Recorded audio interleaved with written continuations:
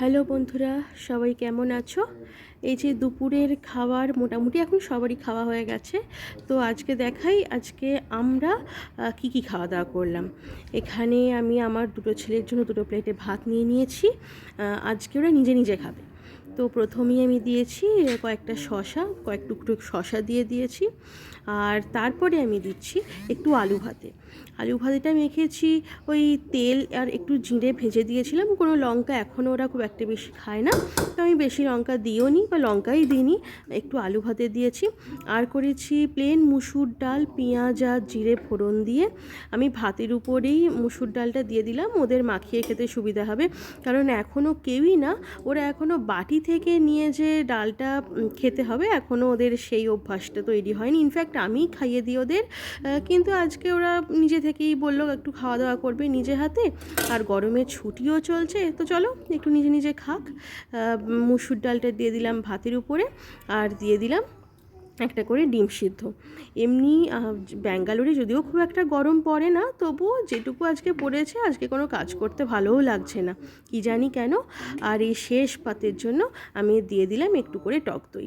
ব্যাস এইটাই হচ্ছে গরমের জন্য আর কিচ্ছু না করতে চাওয়ার দুপুরে একদম সিম্পল রান্না।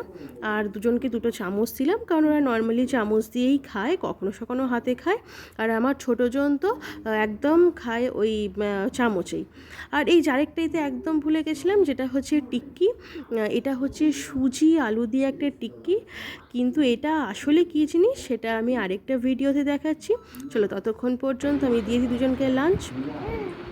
এই যে করবে, ওরা লাঞ্চ খেতে বসে গেছে। প্রথমেই খাও, অল্প অল্প জল খাও, বেশি জল খাবে না। জল, ব্যাস এই যে ওরা খেতে শুরু করলো। কি কি খাচ্ছ বলো? শসা জল, আর কি কি আছে?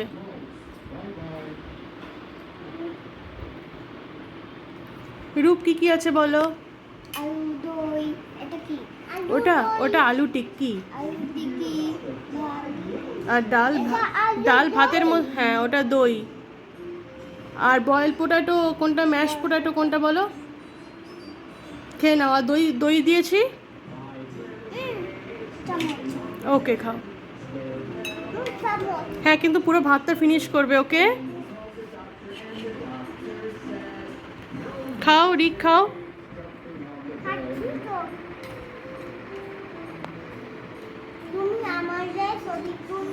হ্যাঁ গো। এই যে ওরা নিজে হাতে এবার খাওয়া দাওয়া করুক, আবার পরের ভিডিওতে দেখা হবে। ততক্ষণ পর্যন্ত বাই বাই।